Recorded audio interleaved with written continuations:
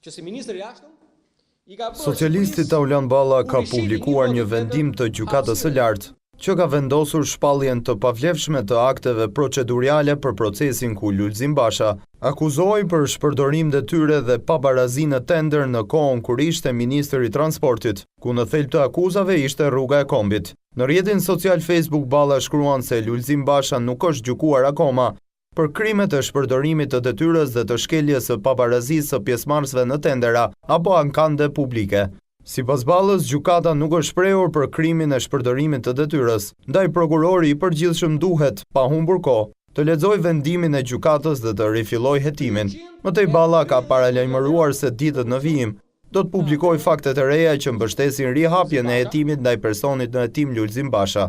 I menjëhershëm ka qenë reagimi i Partisë Demokratike lidhur me këtë status të Ballës. Edi Rama u shfaq sërish sot kundër dekriminalizimit, me anë të zëdhënësit të certifikuar dhe të njohur ndërkombëtarisht si shpifës, thuhet në reagimin e Partisë Demokratike.